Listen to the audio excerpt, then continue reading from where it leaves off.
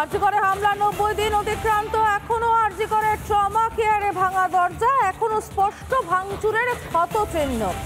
14 August রাতে হামলা হয় আরজিকরে, অক্সিজেন বন্ধ করে গণহত্যার ছক দুষ্কৃতীদের। এমার্জেন্সি বিল্ডিং এ অবাধে তাণ্ডব, ওই রাতে চলে ভাঙচুর, দাঁড়িয়ে দাঁড়িয়ে দেখেছে শুধু পুলিশ। 3 মাস পার হয়ে গিয়েছে, ৯০ দিন অতিক্রান্ত হয়ে গেছে, কিন্তু তারপরেও কিন্তু কোনো ধরনের কোনো ব্যবস্থা গ্রহণ করা হয়নি। সেই রাতের ছবি দেখতে পাচ্ছেন, পাশাপাশি দেখতে পাচ্ছেন এখনো আজও স্পষ্ট ভাঙচুরের চিহ্ন। ট্রমা কেয়ারের দরজা এখনো পর্যন্ত ভাঙা রয়েছে জানলা। এমার্জেন্সি বিল্ডিং এ অবাধে তাণ্ডব চলে ওই রাতে, অক্সিজেন বন্ধ করে গণহত্যার ছক কষেছিল দুষ্কৃতীরা। হামলার ৯০ দিন পেরিয়ে গেলেও কোনো ধরনের ব্যবস্থা এখনো নেওয়া হয়নি। ঠিক কি পরিস্থিতি এখনো হয়ে রয়েছে আরজিকরে, দেখে নেব আমাদের প্রতিনিধি ভাস্করের মাধ্যমে।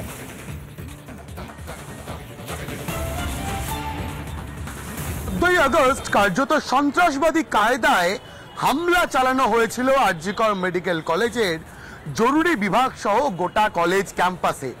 এবং আরজিকর মেডিকেল কলেজ ও হাসপাতালের যে জরুরি বিভাগ, সেই জরুরি বিভাগের এই যে প্রবেশদ্বার, তার পাশাপাশি আরও একটি কিন্তু প্রবেশের জায়গা রয়েছে। মূলত এই দরজা দিয়ে ঢুকে কার্যত হামলা চালিয়েছিল একদল দুষ্কৃতী, একদল সমাজ বিরোধী। এবং ৯০ দিন পেরিয়ে গিয়েছে, এখনো অবধি প্রতিটা ইঞ্চিতে 14 আগস্ট মধ্যরাত্রের যে তালিবানি কায়দার হামলা, সেই হামলার ছবি দিনের আলোর থেকেও বেশি স্পষ্ট।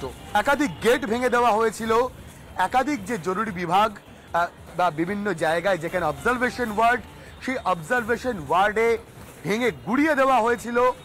তার পাশাপাশি এইচডিইউ মতো গুরুত্বপূর্ণ ওয়ার্ডের অক্সিজেন সহ অন্যান্য প্রয়োজনীয় গ্যাস ভাল্ব বন্ধ করে দেওয়ার একটা যে চেষ্টা, সেই চেষ্টাও করা হয়েছিল। বিভিন্ন জায়গার এখনো অবধি কিন্তু কোথাও গ্রিল ভাঙা, কোথাও পাখা ভেঙে পাকিয়ে দেওয়া হয়েছে। একই সঙ্গে সমস্ত যে অবজারভেশন ওয়ার্ড বা যেখানে টিকিট অ্যাডমিশন কাউন্টার, প্রত্যেকটি জায়গা কার্যত তছনছ করা হয়েছে। এবং শুধু তাই নয়, বাইরেও এখনো অবধি কিন্তু বিভিন্ন জায়গায় তাণ্ডবের ছবি স্পষ্ট। এখনো অবধি আরজিকর মেডিকেল কলেজ ও হাসপাতালের চিকিৎসকেরা বা সাধারণ মানুষ তারা বুঝে উঠতে পারছেন না যে কি তদন্ত হয়েছে এই ভাঙচুরের।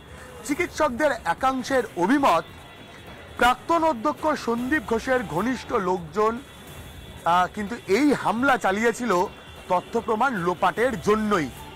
এবং গোটা বিষয়টা তদন্ত চলছে, এখনো অবধি এটা স্পষ্ট নয় যে ঠিক কোন উদ্দেশ্যে, কার নির্দেশে এই ধরনের তালিবানি কায়দায় হামলা চালানো হয়েছিল আরজিকর মেডিকেল কলেজ ও হাসপাতালের জরুরি বিভাগ সহ বিভিন্ন জায়গায়। এবং এই মুহূর্তে দাঁড়িয়ে ৯০ দিন পর এখনো অবধি এমার্জেন্সি বিভাগের একটা বড় অংশ 14 আগস্টের সেই অভিশপ্ত রাতের যে ভয়াবহ স্মৃতি, সেই ভয়াবহ স্মৃতি বহন করেই চলছে। দ্রুততার সঙ্গে তদন্ত প্রক্রিয়া শেষ হোক, যারা দোষী, যারা কার্যত গণহত্যার চেষ্টা করেছিলেন 14 আগস্ট মধ্যরাত্রে, তাদেরকে খুঁজে বের করে গ্রেফতার করা হোক, এই দাবি তুলছেন প্রত্যেকে। ভিডিও জার্নালিস্ট দীপঙ্কর কাজিলালের সঙ্গে ভাস্কর বসু, রিপাবলিক বাংলা, কলকাতা। এখনো এই অবস্থা আরজিকরে, কি বলছেন চিকিৎসক দেবব্রত দাস এবং তাপস প্রামাণিক, শুনে নেব।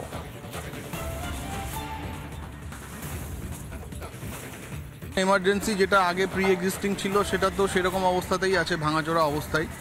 সেটাকে ট্রমাতে শিফট করা হয়েছিল, কিন্তু ডেফিনেটলি সেখানে এমার্জেন্সির যে পরিষেবাগুলো ছিল সেটা তো আর ট্রমাতে এক্সিস্টিংলি এত কম সময়ের মধ্যে করা সম্ভব নয়। তাও আমাদের সার্ভিস চলছে, যেহেতু ওখানে ইমার্জেন্সি ওই বিল্ডিংয়ের পার্টিকুলারলি ওই সেকশনটা আন্ডার ইনভেস্টিগেশন রয়েছে, সেখানে রিনোভেশনটা বন্ধ রয়েছে। আমরা এখনও জানতে চাই কারা করলো, কেন করলো, সেটা তো এখনও অধরা। যেমন মূল ঘটনার কেন হলো আমরা জানি না, সেরকম 14 আগস্ট ঘটনা কেন হলো, কারা ঘটালো, তার উত্তরও আমাদের কাছে নেই। হতবাক, সত্যি হতবাক। এরকমভাবে একটা সরকারি সম্পত্তি, মানে কোটি কোটি টাকার সম্পত্তি এরকমভাবে নষ্ট হলো, এবং তার জন্য the patients are still suffering. এইটাকে কেন ধরা যাচ্ছে না, সত্যি আমাদের পক্ষেও এটা মানে বোঝা মুশকিল। এবং এটা আমার মনে হয় খুব যত তাড়াতাড়ি সম্ভব এর একটা নিষ্পত্তি করা উচিত এবং দোষীদের সাব্যস্ত করে শাস্তি দেওয়া। এখনো পর্যন্ত এটার যে ইনভেস্টিগেশন হচ্ছে সেটাই তো ডাউটফুল। কি ইনভেস্টিগেশন হলো? কিছু জনকে অ্যারেস্ট করা হলো, তারা আদতে কে, তাদের কি পরিচয় আজ পর্যন্ত প্রশাসন বলেনি, এবং এর উপরে নিশ্চয়ই কোনো বড় কোনো মাথা ছিল, সেই মাথা আজ পর্যন্ত আমাদের সামনে কি এসছে, আসেনি। এবার যেটা বলা হচ্ছিল প্রশাসনের পক্ষ থেকে ডিওয়াইএফ এর ফ্ল্যাগ দেখা গেছে, ডিওয়াইএফ এর লোকজন করেছে, কিন্তু তাহলে ডিওয়াইএফ যদি সত্যি করে থাকবে তাহলে তাদের কোনো বড় নেতা করেছে, তাকে তো অ্যারেস্ট করতে পারিনি। এবং এই টাইম পিরিয়ডে আমি এটুকু বলতে পারি, আমি লেফটিস্টদের সাপোর্টার নই, কিন্তু এটুকু বলতে পারি যে ডিওয়াইএফ এই ধরনের এরা অন্তত এই কাজ করবে না। বোকারটা আমাদের বানানো হলো যে ডিওয়াইএফ এর ফ্ল্যাগ দেখা গেছে তাহলে হয়তো ওরা করেছে, এটা কোনোভাবেই বিশ্বাসযোগ্য না। আমার যতদূর ধারণা এই যে সন্দীপ ঘোষ পন্থী বা যারা যারা এই ক্রাইমে যুক্ত ছিল সেই সমস্ত লোক, যারা প্রভাবশালী নেতা, যারা আজও ধরা পড়েনি, সিবিআই যাদেরকে এখনো টাচ করেনি, সেই সমস্ত প্রভাবশালী লোকজনই এদেরকে পাঠিয়েছিল। সিপি যে বিনীত গোয়েল, তাকে ইমিডিয়েট অ্যারেস্ট করা উচিত। সে এখনো কেন কাস্টডির বাইরে আছে, এটাই হচ্ছে সব থেকে এখন বড় প্রশ্ন। শুধু না ডিসি নর্থ, ডিসি সেন্ট্রাল দিনের পর দিন যারা মিথ্যাচার করেছে এই কেসে এদেরকে ইমিডিয়েট অ্যারেস্ট করা উচিত। কিন্তু সিবিআই কোনো না কোনো অংশই গলা পর্যন্ত যায়, তারপরে মাথা পর্যন্ত যায় না। এদেরকে কেন অ্যারেস্ট করছে না আমি এখনো বুঝতে পারছি না। পাল্টা কি সাফাই তৃণমূলের শুনে নেব। আমরা তো বিচার চাইছি, আমরা তো বলছি সিবিআই তো দায়িত্ব নিয়েছে, সিবিআই যারা চেয়েছিল সিবিআই দায়িত্ব নিয়েছে, কিন্তু সেই কলকাতা পুলিশ বা পশ্চিমবঙ্গ সরকারের প্রশাসন সেই একজনকেই চার্জশিট ধরতে পেরেছিল। আজও চার্জশিটে অন্য কারোর নাম আমরা কেন দেখতে পেলাম না? আমরা তো সবাই অধীর আগ্রহে অপেক্ষা করছি যে দোষীরা চিহ্নিত হোক, শাস্তি পাক। আমরা তো প্রত্যেকে বিচার চাইছি, কিন্তু বিচার তো এবং সিবিআইয়ের হাতে, বিচার তো মহামান্য সুপ্রিম কোর্টের হাতে। সুতরাং তাদের দিকে আমাদের তাকিয়ে বসে থাকতে হচ্ছে। এখনো পর্যন্ত তাণ্ডবের ছবি স্পষ্ট আরজি করে, তবে পুলিশের ব্যর্থতাটাও স্পষ্ট, কারণ 3 মাস পার হয়ে গেল এখনো তাণ্ডবের ঘটনায় কারোর শাস্তি হয়নি। 3 মাস আগেই অবশ্য পুলিশ নিজেদের ব্যর্থতা স্বীকার করেছিল রিপাবলিক বাংলা সিনেটর অনির্বাণ সিনহার প্রশ্নের উত্তরে। শুনুন। কমিশনার স্যার, পুলিশের কাছে খবর ছিল না এত বড় মব জমা হচ্ছে, ঠিক আছে? আপনাদের ইন্টেলিজেন্স ফেলিওর না এটা? You can call it intelligence failure if you say so.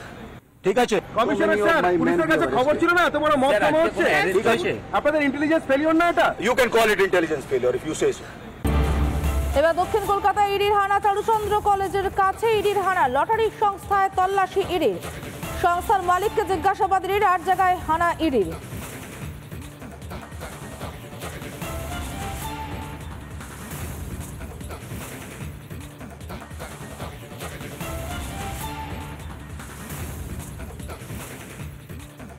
Charuchandra কলেজের থেকে ঢিলছোড়া দূরত্বে এবার ইডির হানা। একটি লটারি সংস্থার এক অংশীদারের যে বাড়ি, সেখানে হানা দিলেন এবার ইডির আধিকারিকেরা। যেটা অভিযোগ সেটা হচ্ছে এই লটারি সংস্থার মাধ্যমে কয়েক কোটি টাকার দুর্নীতি হয়েছে, বিপুল অঙ্কের একটা টাকার নয়-ছয় করা হয়েছে। এবং সেই কারণেই যেটা সূত্রের খবর, কেন্দ্রীয় তদন্তকারী সংস্থা এনফোর্সমেন্ট ডিরেক্টরেট তারা একসঙ্গে 8টি জায়গায় তল্লাশি অভিযান চালাচ্ছেন, যার মধ্যে অন্যতম চারুচন্দ্র কলেজ সংলগ্ন এই আবাসন। এই আবাসনেরই 5 তলায় থাকেন ওই লটারি সংস্থার এক মালিক, এবং মূলত এই মুহূর্তে দাঁড়িয়ে তাকে জিজ্ঞাসাবাদ করা হচ্ছে।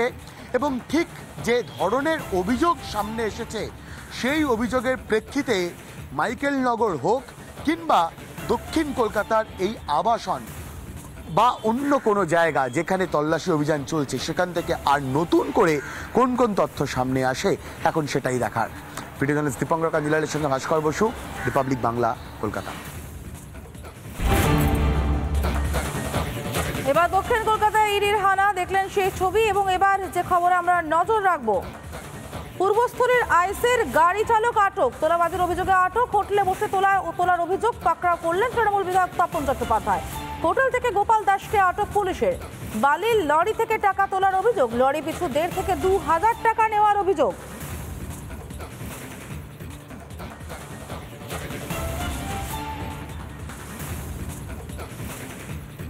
পূর্বস্থলীর আইসের গাড়ির চালক আটক, তোলাবাজির অভিযোগে আটক চালক। হোটেলে বসে টাকা তোলার অভিযোগ পাকড়াও করলেন তৃণমূল বিধায়ক তপন চট্টোপাধ্যায়। হোটেল থেকে গোপাল দাসকে আটক পুলিশের। সকালবেলায় আমরা দেখতে পাই একটা ছেলে এবং গোপাল দাস বলে ওই 3 জনাকে পুলিশ অ্যারেস্ট করে। গোপালটাকে গোপাল দাস আইসির গাড়ি চালায়। ও কি করে? ও ওখানে গাড়িতে টাকা ফাঁকাও তোলে, ঠিক আছে তো। কোন গাড়িতে? এই আমি যেটা জানি তোমার হচ্ছে ও থানাটাকে ওখানে ডাক নিয়েছে বললো, দিয়ে আর কি করে? আর ওই গাড়ির টাকা ফাঁকা তোলে। ওই বালির গাড়ি থেকে জোর জবরদস্তি টাকা নেয়। কে নিচ্ছে? ওই গোপাল, গাড়ির ড্রাইভার। কার গাড়ি? ও সবার গাড়ি চালাতো, আইসি গাড়ি চালাতো, গাড়ি চালাতো। তাকে ধরে দিলেন? তাকে সে ধরে নিয়ে চলে এলো, পুলিশ ধরলো, পুলিশ তাকে নিয়ে আসছে গাড়ি থেকে। নানা ধরনের কন্টেন্ট দেখার জন্য লাইক করুন, শেয়ার করুন আমাদের ফেসবুক পেজ, সাবস্ক্রাইব করুন আমাদের ইউটিউব চ্যানেল। পাশাপাশি অন্যান্য ব্রেকিং নিউজের জন্য অবশ্যই চোখ রাখুন রিপাবলিক বাংলায়।